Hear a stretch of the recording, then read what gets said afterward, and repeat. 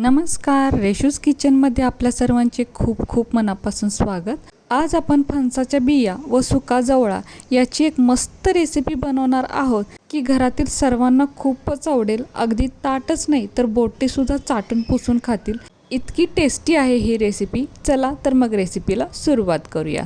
तर त्यासाठी मी इथे 1 वाटी फणसाच्या बिया म्हणजे साधारण 14 ते 15 या बिया आहेत. तर सध्या फणसाचा सीझन आहे, सुट्टीमध्ये आपण फणस खातो आणि या बिया टाकून देतो. तर याच बिया वापरून आज आपण मस्त अशी रेसिपी बनवणार आहोत. आता यानंतर काय करायचं, इथे एक स्वच्छ कापड घ्यायचं व यावरती या बिया ठेवायच्या. तर इथे मी बियासुद्धा स्वच्छ धुवून आणि पुसून घेतलेल्या आहेत. आता यानंतर या बिया आपल्याला इथे फोडून घ्यायच्या आहेत. तर फोडण्यासाठी मी इथे खलबत्त्याचा वापर करत आहे आणि शक्यतो कापडावरच या बिया फोडायच्या, कारण बिया मग उडतात. कापड असल्यामुळे बिया उडत नाहीत. तर इथे आता मी सर्व बिया फोडून घेतलेल्या आहेत. आता यानंतर काय करायचे, याची जी साल असते ना ती आपल्याला काढायची आहे. तर बिया फोडल्यामुळे याची साल अगदी पटकन निघते. तर ही साल पहा, अगदी प्लास्टिकसारखी दिसते, म्हणजे ती खाल्ली जात नाही, म्हणून साल काढून टाकायची. तर अशाच पद्धतीने आता सर्व बियांची साल मी काढून टाकते. तर बघू शकताय सर्व बियांच्या साली मी काढून टाकलेल्या आहेत व या बिया पहा आपण फोडून घेतलेल्या आहेत. तर याचे थोडेसे तुकडे झालेले आहेत. तर अशाच बिया आपल्याला घ्यायच्या आहेत, बिया जास्त मोठ्या ठेवायच्या नाहीत. आता हे आपण बाजूला ठेवूया. दुसरीकडे गॅसवर एक कढई ठेवायची व कढईमध्ये 1 वाटी सुकट म्हणजे सुका जवळा टाकायचा आणि हा आपल्याला इथे थोडासा भाजून घ्यायचा आहे. तर गॅसची फ्लेम लो टू मीडियममध्ये ठेवायची आणि सुकट भाजून घ्यायचं. तर हलका कलर बदलेपर्यंत फक्त भाजून घ्यायचा आहे. जर ह्या सुका जवळा खूप भाजला ना तर रेसिपीमध्ये त्याचा वास येतो, म्हणून थोडासा लालसर होईपर्यंतच हे भाजून घ्यायचं आहे. तर आता इथे बघू शकताय कटचा हलका कलर बदललेला आहे आणि वास अगदी घरभर पसरलेला आहे, म्हणजेच आपल्या इथं सुकट चांगला भाजून झालेला आहे. आता यानंतर हे सुकट म्हणजे सुका जवळा आपण एका भांड्यामध्ये ओतून घेऊयात.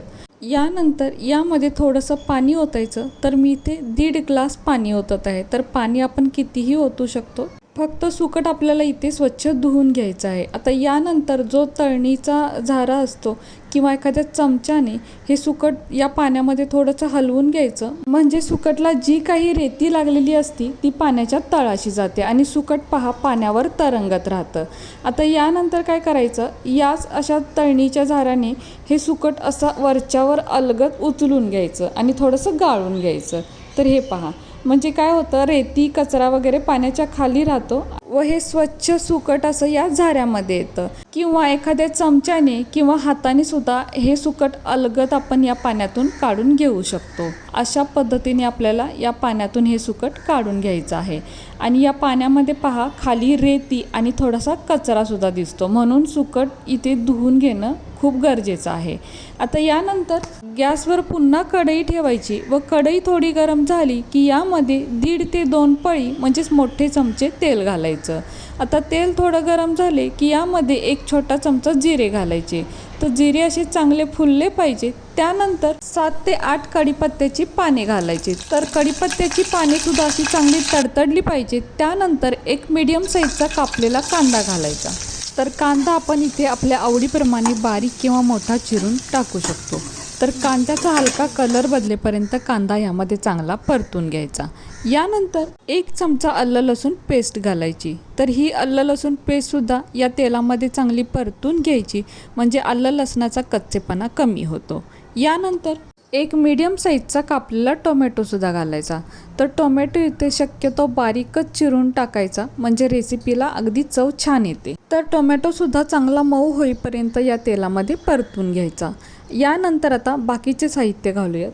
तर छोटा अर्धा चमचा हिंग घालायचा. यानंतर छोटा पाव चमचा हळद घालायची. तसेच 1 ते 1.5 चमचा लाल तिखट घालायचं. तर आता घातलेले सर्व मसाले या तेलामध्ये चांगले परतून घ्यायचे, म्हणजे मसालेसुद्धा थोडे भाजले जातात आणि अगदी टेस्टी होतात. तर आपण इथे 1.5 चमचा लाल तिखट घातलेला आहे. तर आपल्या तिखटाच्या अंदाजाप्रमाणे आपण हे प्रमाण कमी जास्त करू शकतो. आता यानंतर फणसाच्या बियांचे तुकडे यामध्ये घालायचे व हे सुद्धा तेलामध्ये चांगले परतून घ्यायचे, म्हणजे घातलेला सर्व मसाला या बियांमध्ये चांगला मिक्स होतो व बियासुद्धा थोड्या भाजल्या गेल्या की छान टेस्टी तयार होतात. तर बियांचे तुकडे इथे थोडे मोठेच आहेत. आपण हवं तर यापेक्षा सुद्धा बारीक तुकडे करू शकतो, पण जास्त मोठे तुकडे नाही ठेवायचे. आता यानंतर स्वच्छ धुवून घेतलेले सुकट म्हणजे सुका जवळा यामध्ये टाकायचा आणि तो सुद्धा यामध्ये चांगला मिक्स करून घ्यायचा. म्हणजे घातलेले सर्व मसाले यामध्ये चांगले मिक्स होतात आणि हा सुका जवळा थोडासा तेलामध्ये भाजून घ्यायचा, म्हणजे हा सुद्धा अगदी छान टेस्टी तयार होतो. तसेच यामध्ये आपण थोडासा गरम मसाला सुद्धा टाकू शकतो, म्हणजे टेस्ट अजूनच छान होईल. आता यामध्ये आपण अजून मीठ नाही घातलेलं, तर अर्धा चमचा मीठ घालायचं. तर मीठ थोडं जपूनच घालायचं, कारण सुकटमध्ये आधीच थोडंसं मीठ असतं, म्हणजे ते चवीला थोडं खारटच असतं. त्यामुळे मिठाचा वापर थोडासा कमीच करायचा व पुन्हा हे थोडंसं परतून घ्यायचं, म्हणजे घातलेलं मीठ यामध्ये अगदी व्यवस्थित मिक्स होतं. आता यानंतर यामध्ये थोडंसं पाणी ओतायचं. तर मी इथं 1 वाटी पाणी ओतलेलं आहे, पण जसं आपल्याला हे पातळ किंवा घट्ट हवं असेल, म्हणजे जशी आपल्याला ग्रेव्ही हवी असेल त्या प्रमाणात आपल्याला इथे पाणी ओतायचं आहे. तर मी अगदीच हे सुखं बनवणार नाही किंवा आपल्याला जास्तच ग्रेव्हीसुद्धा नको आहे, यासाठी मी फक्त 1 वाटी पाणी ओतलेलं आहे. तर पाणी ओतल्यावर पुन्हा हे थोडंसं ढवळून घ्यायचं व त्यानंतर यामध्ये थोडंसं आमसूल म्हणजेच कोकम टाकायचं. तसेच मूठभर बारीक चिरलेली कोथिंबीरसुद्धा टाकायची व पुन्हा एकदा हे थोडंसं परतून घ्यायचं, म्हणजे कोथिंबीर आणि कोकम यामध्ये चांगलं मिक्स होतं. आता यावरती झाकण ठेवून एक 5 ते 6 मिनटासाठी असंच बारीक गॅसवरती ठेवून द्यायचं. तर इथे 5 ते 6 मिनटं झालेली आहेत आणि झाकण काढून पाहूया. थोडंसं परतून घ्यायचं आणि सर्वात आधी यातल्या बिया शिजलेल्या आहेत का ते पाहायचं. तर आपण इथे चेक केलेलं आहे, बिया अगदी छान शिजलेल्या आहेत आणि सुकटसुद्धा अगदी छान शिजलेलं आहे. तर बिया आणि सुकट इथे चांगलं शिजवून घ्यायचं. थोडं जरी कच्चं राहिलं तर आपल्या पोटाला त्रास होऊ शकतो, म्हणून बिया आणि सुकट अगदी छान शिजवून घ्यायचं आहे.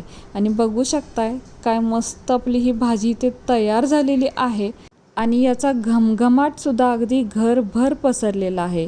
तर खूप छान ही भाजी तयार होते. इथं आपण थोडीशी रस्सा भाजी बनवलेली आहे, आपण हवं तर सुकी भाजीसुद्धा अगदी छान बनते याची. तर आता यातला थोडा आपण एका प्लेटमध्ये काढून घेऊयात आणि बघू शकताय फणसाच्या बियांची आणि सुक्या जवळ्याची मस्त चमचमीत आणि झणझणीत अशी ही रेसिपी तयार आहे. अशा रेसिपीसोबत ना 2 चपाती किंवा भाकरी नक्कीच जास्त खाल, इतकी मस्त आणि टेस्टी रेसिपी तयार होते. तर यावरती आता थोडीशी कोथिंबीर घालूया. तर ही रेसिपी अशी झटपट तयार होते, कारण इथे फणसाच्या बिया आपण उकडून वगैरे घेत नाहीत, आपण कच्च्याच बिया वापरलेल्या आहेत आणि खूप टेस्टीसुद्धा होते. फणसाच्या बिया आपण टाकून देतो, पण कधीतरी अशी रेसिपी करून पहा. अगदी प्रत्येक सीझनला तुम्ही अशी रेसिपी बनवून खाल, इतकी टेस्टी रेसिपी तयार होते. आणि खूप साहित्य किंवा खूप मसालासुद्धा आपण इथे नाही वापरला आहे. अगदी कमी साहित्यांमध्ये एकदम साधी रेसिपी आहे, पण चवीला मात्र जबरदस्त आहे. तुम्ही एकदा नक्की करून पहा. कमी वेळेत आणि कमी साहित्यात बनते. तर कशी वाटली तुम्हाला ही आजची रेसिपी जर तुम्हाला आवडली असेल तर आपल्या माणसांसोबत नक्की शेअर करा. आणि हो, व्हिडिओ जर तुम्हाला आवडला असेल तर प्लीज आपल्या या व्हिडिओला एक लाईक नक्कीच करा. नवीन असाल तर चॅनलला सबस्क्राईब करा, सोबत बेल आयकॉन प्रेस करा, म्हणजेच मी बनवलेले असेच नवनवीन रेसिपी सर्वात आधी तुम्हाला मिळतील. आता पुन्हा भेटू अशाच एका नवीन रेसिपीसोबत.